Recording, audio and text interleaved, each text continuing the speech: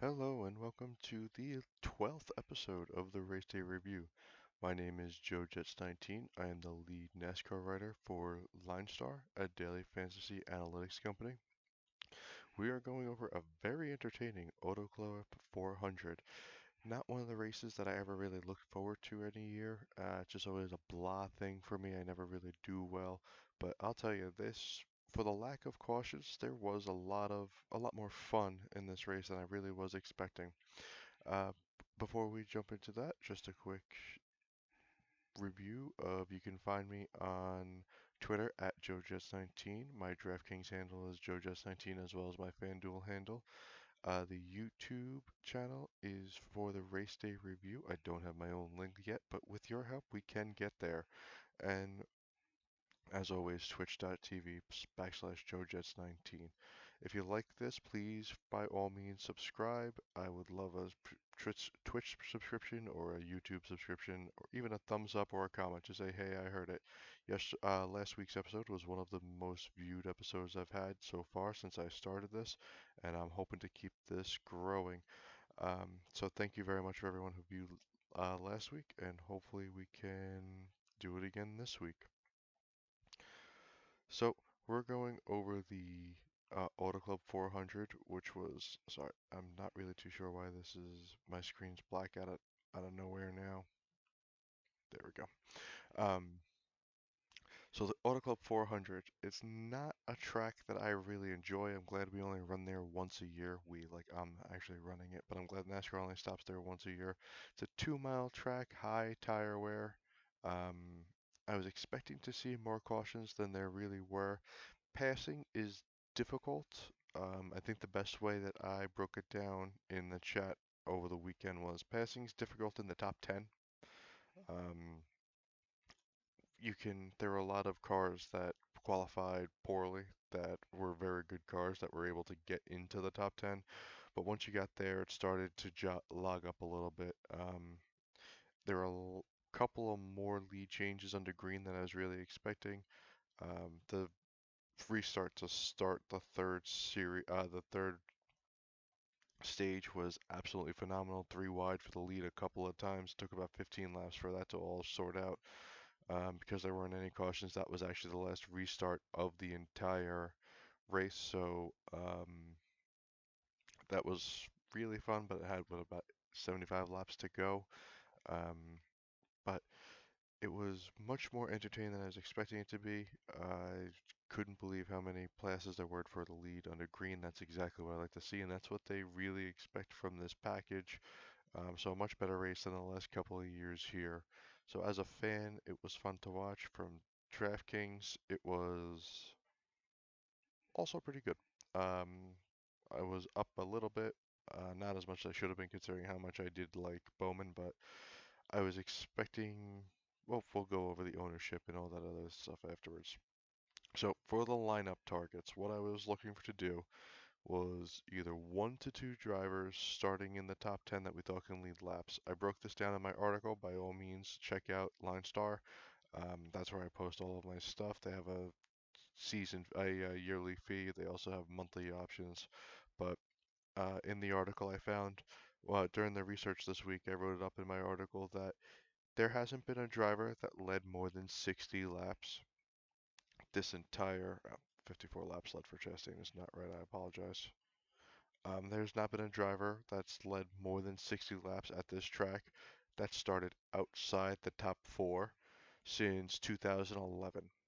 That is a very long time. Usually, it's big name drivers that lead laps here. So you got the Kyle Bushes, you have Truex has a lot of laps led here, Harvick's led a lot of laps, Larson, all of big name guys start far forward here, and they can lead a bunch of laps. This year, that's not the case, so it really spread the ownership out a little bit. I'll go over to the loop data for a second. The starting four were Clint Boyer starting first, Jimmy Johnson starting second, Alex Bowman starting third, and Kurt Busch starting fourth. Three of the four have terrible track histories. Bowman's wasn't great at all. Bowman's track history, Boyer's, well, Bowman either, but we go to our model. Clint Boyer had an average finish in the last three races here, 17.5, with actually 2.7 spots gained on average, and his average running position was 30th. So he, no, not great at all here.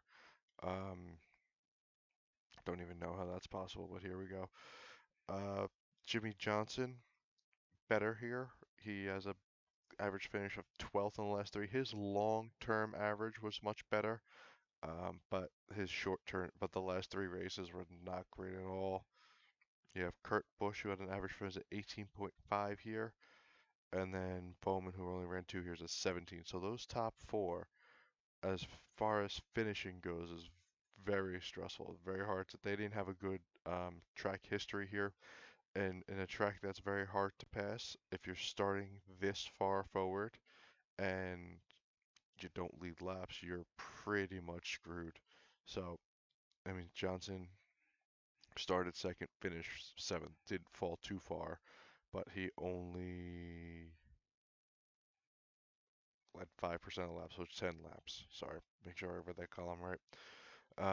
Kurt Busch started fourth, finished third, no laps led. Boyer had another 10 laps led for him, and he dropped all the way down to 23rd. Bowman had the best car by all means. He had the best single lap average in both practices, the best 5 lap average in second practice, best 10 lap average in second practice, best 15 lap average in second practice. He had a phenomenal car, so you would think it was a no-brainer to play him, but with his average finish of 17th, it's hard to go overweight on a guy that if he doesn't get there, I mean, it's hard to pass. Maybe the clean air does more for a driver with an inferior car. Like Boyer was quick in 10 laps, but once it hit the 10 lap, the car fell off and he couldn't really do anything after that. Johnson actually had a decent car in the clean air. He wouldn't have really done much. He didn't really do much. Truex Jr., on the other hand, had a very fast car starting all the way at the end. He only led 3 laps because he actually got debris on the front of his car and that tanked him. He was just a calamity of errors. He still worked out pretty well and he was in the perfect lineup. But so that's what we needed. So kind of organize my thoughts here. So I wanted one driver in the top four to lead laps that because those normally you'll get either one driver that leads 100 and a couple other drivers that lead a little bit less, or you'll have one driver that leads 100 and another driver that leads like 60. So 60 was the number that I was looking for. Um, I was really expecting a driver to be able to hit that mark, at least two drivers to hit that mark, and I was looking in the top 10 for both of them, top four for one of them, and then I was thinking possibly you had a Logano, a Larson, Logano and Larson are my own, and Harvick. There we go. That's what I was looking for. Logano, Larson, and Harvick were my other three drivers that I thought that could fit in those 60 lap range. But with all the big names starting in the back, I didn't think they'd be able to get up and lead enough laps. They put up good scores with price differential, as you could say. Um, but the laps led were gonna kind of be a jumble. And this is not a very specific other criteria that I was looking for, but I wanted 4 to 5 drivers, depending on how many Dominators I played, that could pick up at least 10 spots, regardless where they finish. If they went from 35th, if it was a low price driver that went 35th to 25th, um, would have been fine. Someone in the mid range that was like went to 29th to 19th, that would have been fine. My 29th driver, who was Eric Jones, finished 10th, which was more than I was expecting. But like Reddick only picked up 8 spots, but that was enough to get him in the perfect lineup because it was so hard to pass, and that there weren't going to be too many dominators. That you just need to finish okay and pick up a decent amount of spots. I broke it down to one guy in chat that for every one spot a driver picks up, he has to lead 8 laps. So it was impossible for a driver like Larson or Harvick or Logano to come anywhere close to outscoring Eric Jones or Hamlin or Truex unless they were a dominator because they were going to pick up 10 spots at least, and you're going to have to lead 80 laps right there. And there, anyone who knows the scoring of DraftKings, you get plus 1 point for a positive place differential, but you also get an additional point for finishing one place further up. So you actually gain 2 spots, and that's how I get to the 8 laps. Eight laps per one place differential for it. If anyone was wondering where that math was, I was surprised no one mentioned that to me when I said it in chat, but that's where the math came from. So let's now that we went through what we were looking for, let's see where we ended up in the perfect lineup. So Hamlin, I was actually not on as much as I probably should have been. I had him at 60% ownership, starting 28th. Didn't think he was going to lead any laps, but he was 9,200. Now I'll show you why I didn't like him nearly as much. So Denny Hamlin, just to find where we were. I had him at 60% ownership in my 140 lineups. Um, which doubled the field just about 33% in the $4, 34% in the $10. He was scored 65 points, which was nice. An average finish of 7.5, nothing to shake a stick at. You're starting in the late 20s. That's some good stuff. I'm not looking to lead laps, and he didn't have to. A similar finish, average running position. These average running positions have to be off. I apologize. I don't know why they're there, so I'm just gonna clear this column because that's not right. Um, so back to where I was going. When I translate everything over, the average running positions did not come over where they needed to. So, um, so similar finish of right at 8th, which is fine with a decent amount of positive place differential. All things I wanted to see. His single lap time, not great. His 10 lap time, not great. So I didn't really like where his car was this week. I thought for sure over the long run he would be able to straighten everything out, but he was not able to get there. So I was worried about that. Who I did like in the same price range was Ryan Blaney. I'll go down. Ryan Blaney was starting 19th, but he's just been on fire this season, on absolute fire. So I liked his recent form. Um, his finishes here haven't been great. He had a rough year last year, so I'm discounting his finishes last year because at mile-and-a-half tracks he always seemed to run into an issue, which in hindsight I probably shouldn't discount because mile-and-a-half track he was running second on the last lap he had to pit. Ran into an issue. His single lap time was second best. His 10 lap average was fourth best. So that these are the things I wanted to see. I thought he would go lower owned, which he actually didn't. He was right around the same ownership as Denny Hamlin, which was very interesting. He scored almost the same points. He was a little bit more expensive, so I was expecting to get lower ownership at a higher ceiling for Blaney, and that didn't actually come to fruition. So I'm very surprised about that. I thought that would be a sneaky play for me. Um, I had a lineup that was winning the quarter arcade. Whoop-de-doo, but you know what? Money's money. Me and like 150 other people that had Blaney in it, and I was able to not win that contest because Blaney decided to pit because his wheel was going down. So that kind of stunk. It was a net negative. It was a net gain actually for me just because tying with 150 people for a quarter is not exactly great. I think it won me like $7.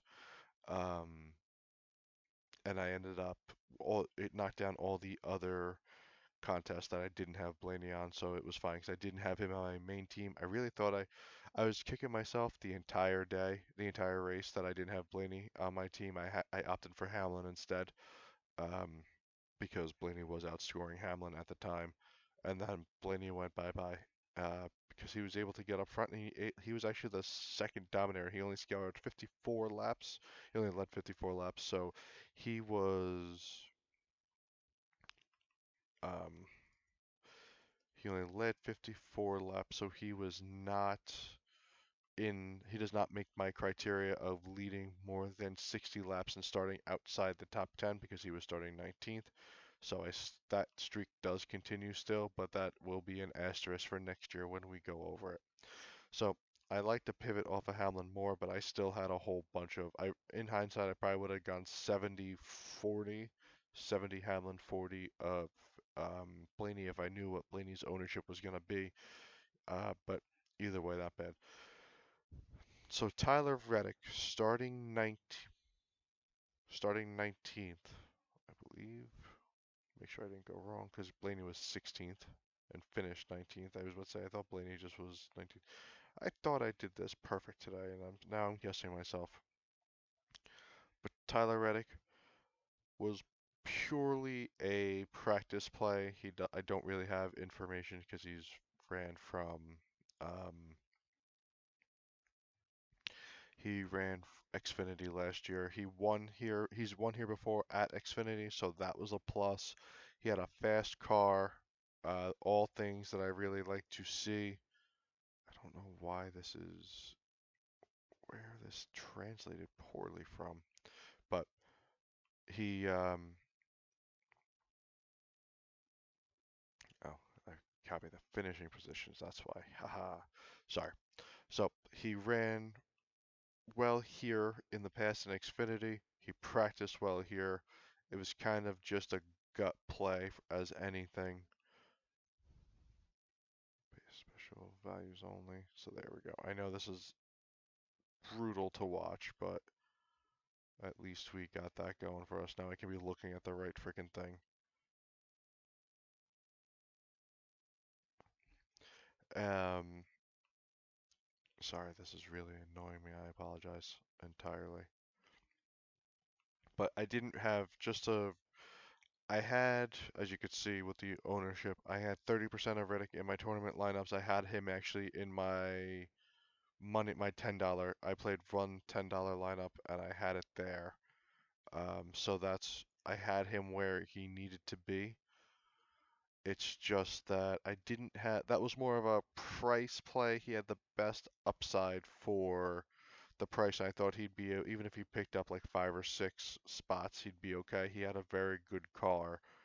So I wasn't worried about him doing anything too stupid. So I liked Riddick. I liked in that price range. There wasn't too many other drivers that I really could stomach, and either in that starting spot.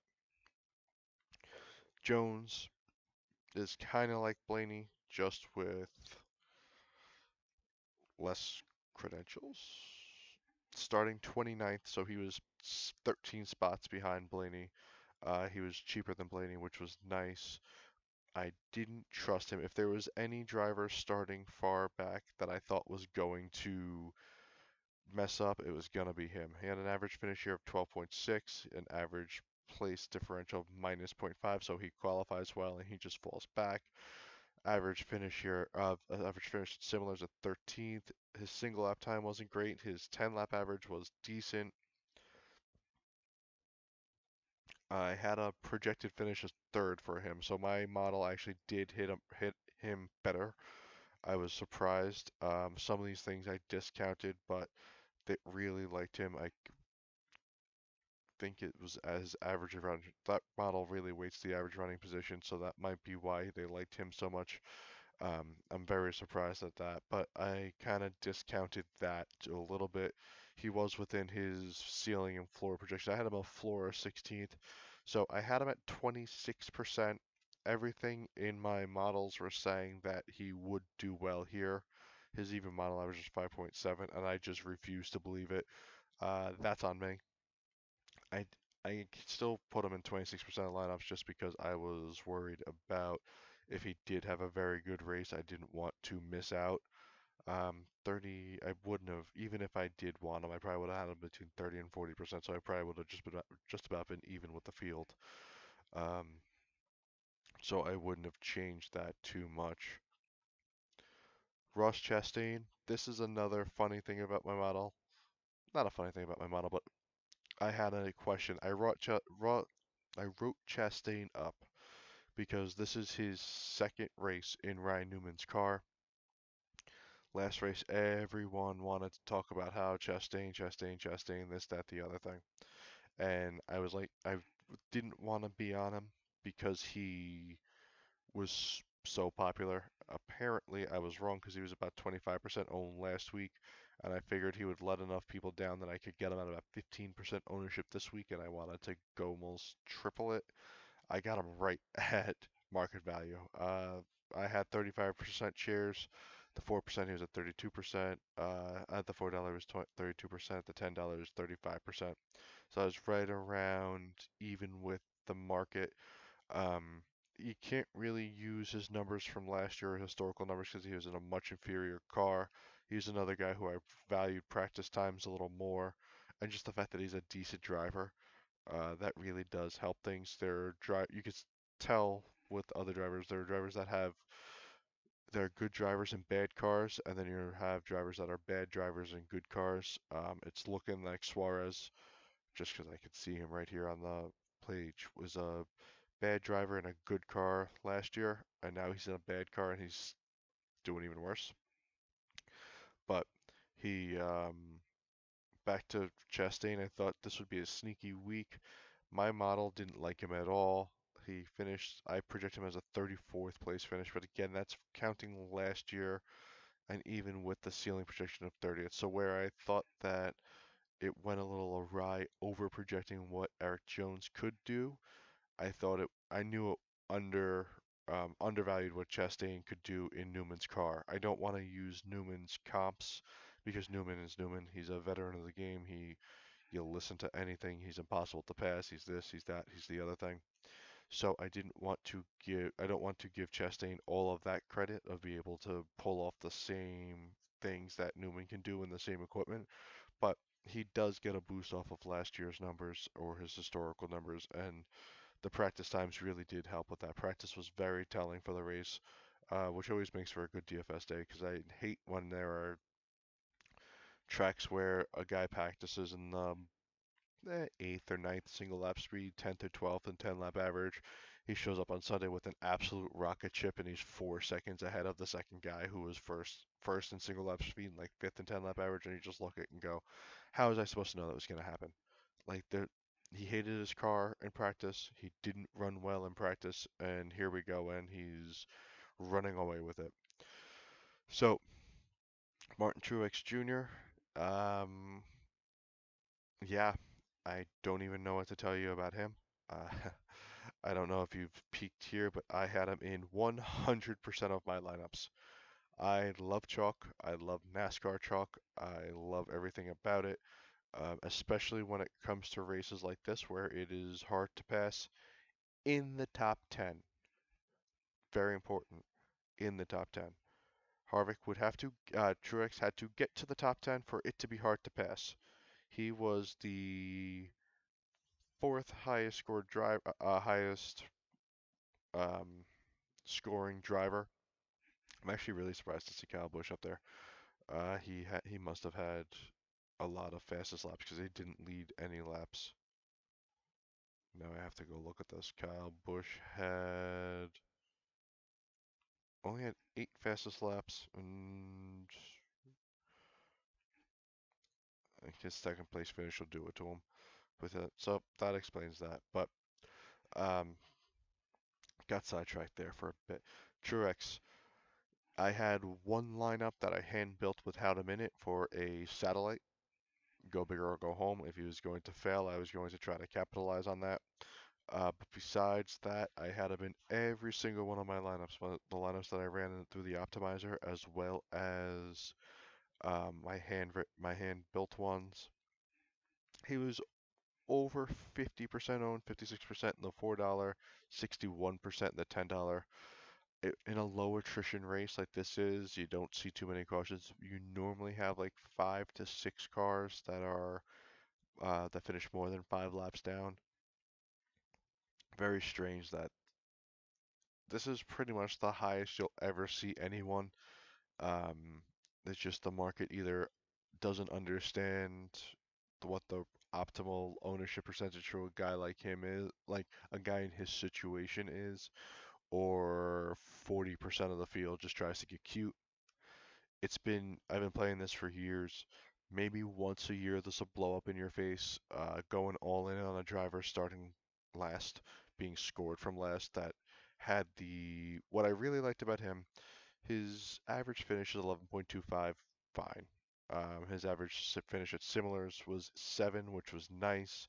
His single lap time wasn't great, but he ran a great 10 lap average, a great 15 lap average, and he didn't I don't believe he ran a 20.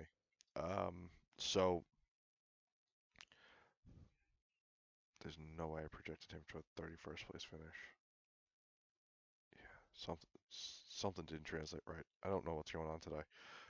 Either way, he ended up finishing 14th. I know I had him finish projected in the top 10 finish. I know I had him finishing second is what I projected him for, not William Byron. But um,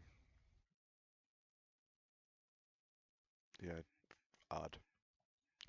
But so um, Truex was, if he crashed out, I would have been this would be a very different race day review. But he hit his floor, I think. Finishing 14th.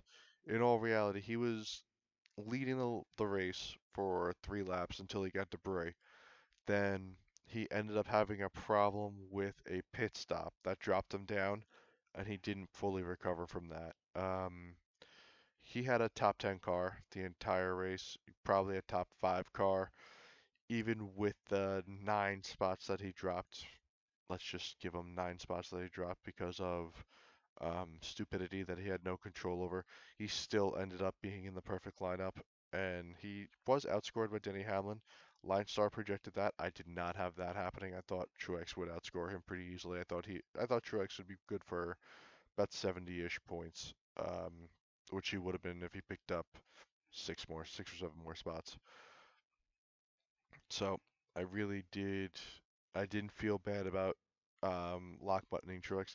If a driver like Eric Jones is back there, if a driver's like Blaney's back there, even like a Chase Elliott, Kurt Busch, any of those type of drivers, if they were back there, I wouldn't go 100%.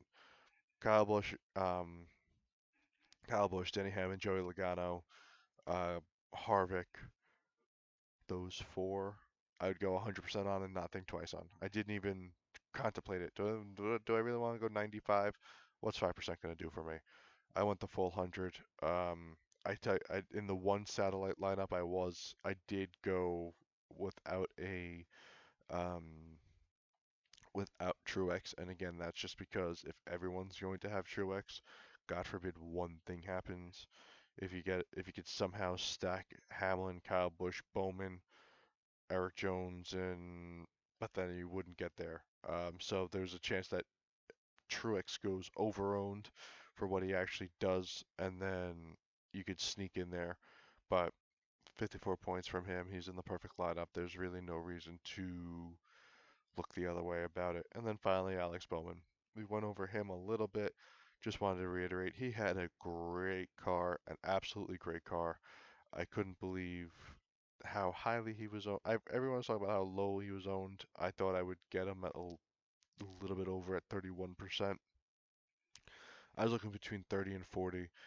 I was uneasy about where um, the possibility that maybe he doesn't get to the front early and the clean air would do something that we've seen do at other tracks and just makes average cars superhuman or super car. I don't know, whatever. Super duper. We'll go with super duper. So I was worried about that being a real possibility, and if that were the case, and I had 30% of my lineups just dead in the water because he can't make it past for first, would have been hard to swallow. Guys starting second and finishing at second and picking up like 20 fastest laps, like cool, but that would have been difficult. He had 66 fastest laps. That is just insane. Blaney had 38 fastest laps. So you had to be up front to get the fastest laps. Sometimes you comes from the back of the pack with this package where you get drafting and things like that, but now you got him from up front this time. Very, he, at one point he was losing a second a lap to Blaney um, on the home stretch and was able to just put him away entirely. So he ended up making up the time and then never looking back, and then Blaney had the issue anyway. So the two lap leaders, Bowman and Blaney, we went through that. Six drivers, more than 5 laps down. Only one driver actually had an issue. It was Custer. He blew his engine. He's having a rough year this year so far, but the season's long. The perfect lineup was the winning lineup in the $10 as well as the $4, and like usual, the $4 was a little bit of a softer contest with about 5 points. You needed 5 fewer points to cash there. Going over the loop data just to see anything that fell off that pops out to me. Can't believe Kyle Busch actually made it up to second. I didn't even realize that. His average running position was ninth, so it's not like he ran a great race. Kurt finished third, nothing special there.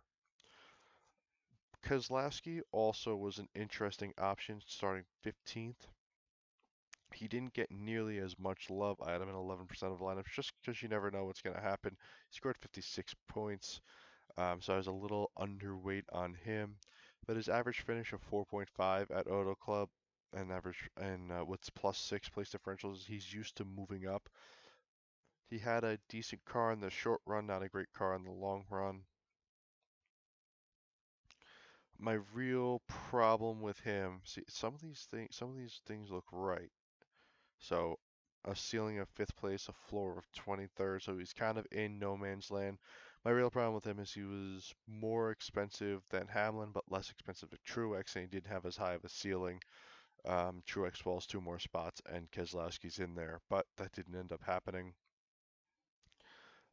So it's one of those things where, yes, he scored 56 points. No, I didn't need them. There are two other options that were cheaper than him. Blaney was starting further, a little bit further back and had a better car. Truex started a lot further back, but it was a little more expensive. And Jones were both cheaper, so there wasn't a lot there for me. Uh, Chase Elliott, on the other hand, 51.5 points. He had an average finish of 10.75, with picking up some spots.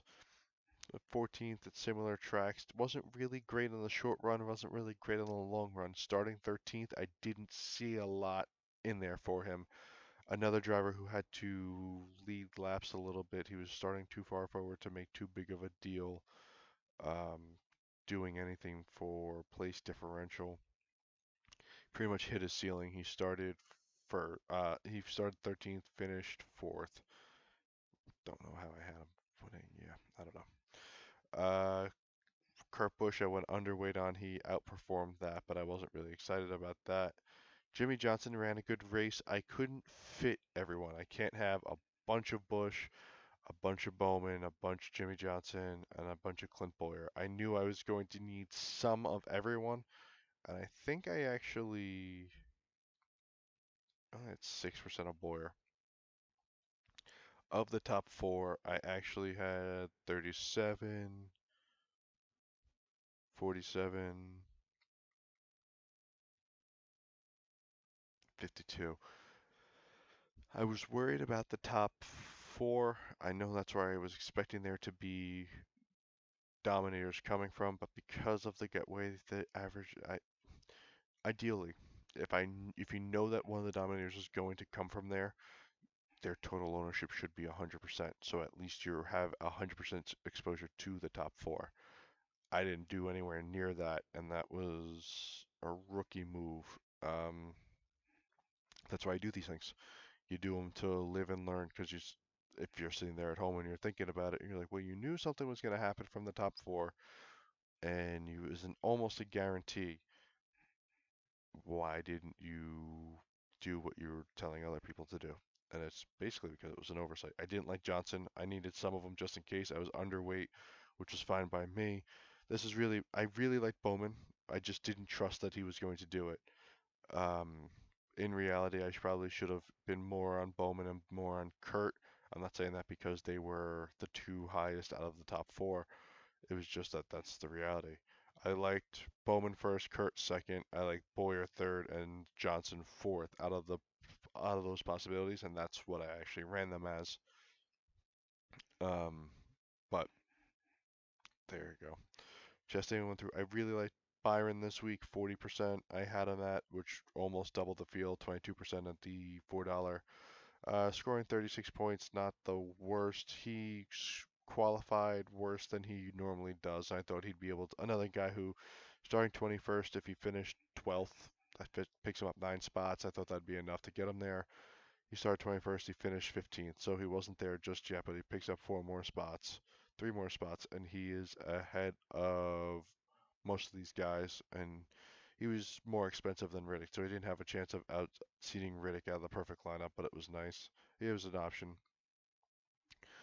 Almirola and Harvick, I should have had more Harvick, but I had to make a stand somewhere, and Harvick was expensive.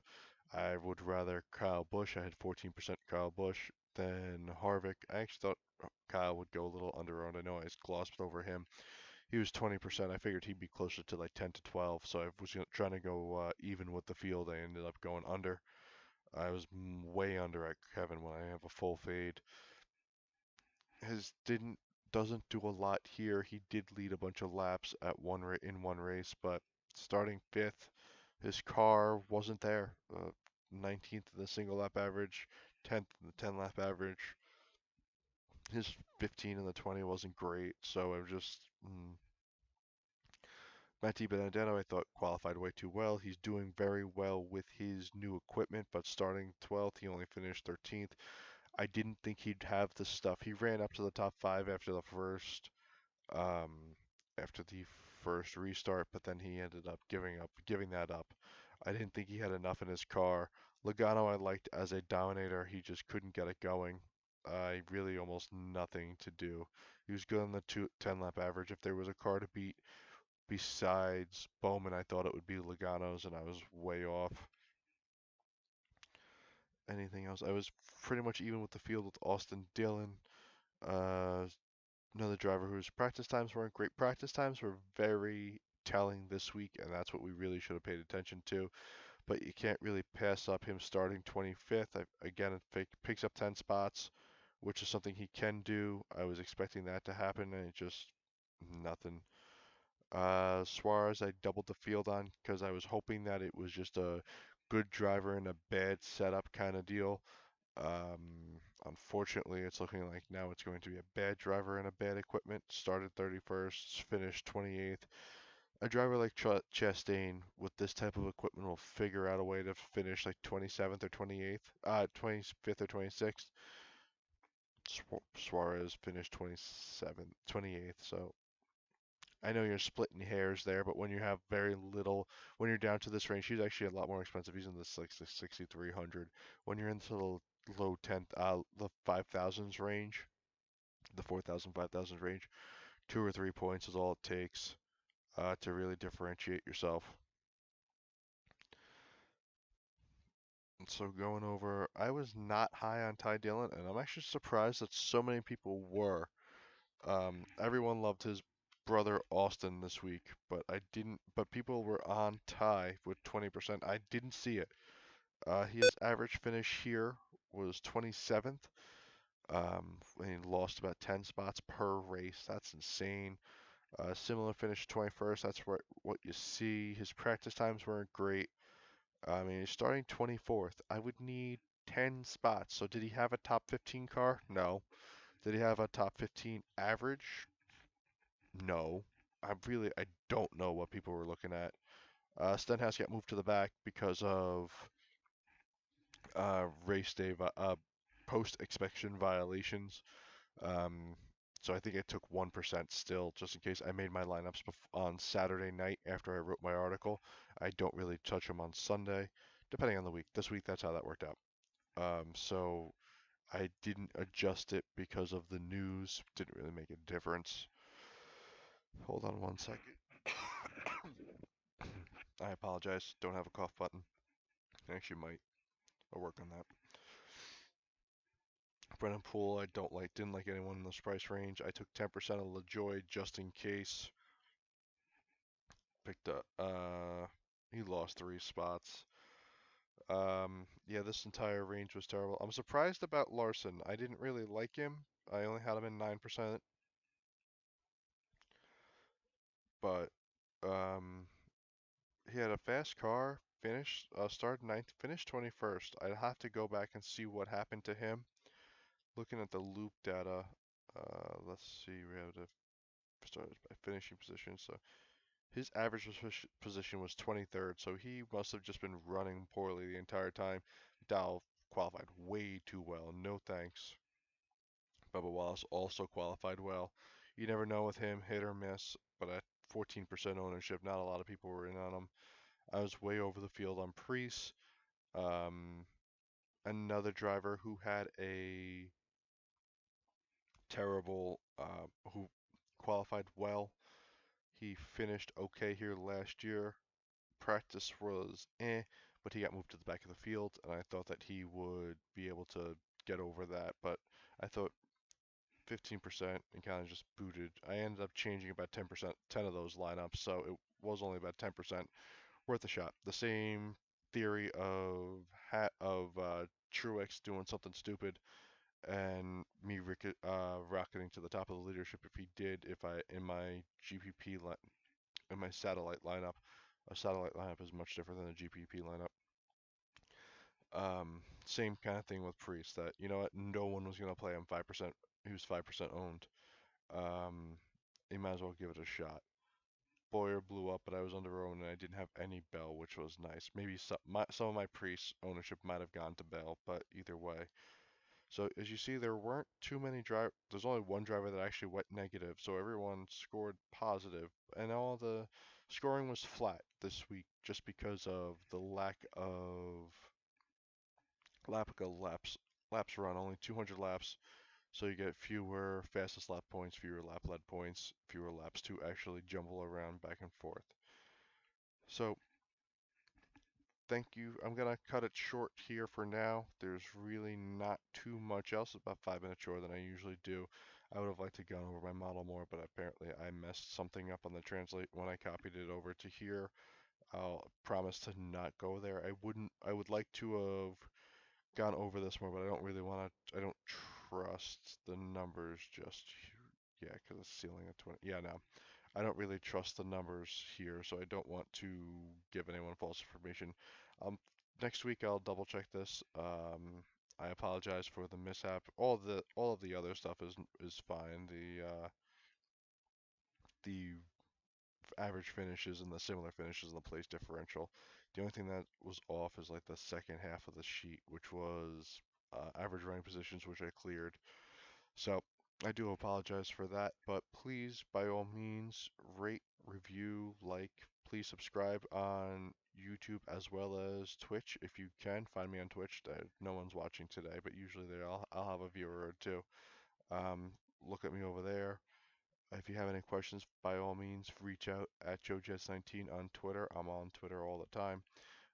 So I'm happy to answer any questions. Any of the Line Star people know they can DM me, things like that. And I always try to clarify anything that seems a little strange or doesn't seem right. But yes, thank you very much for joining me, and I hope to see you again next week.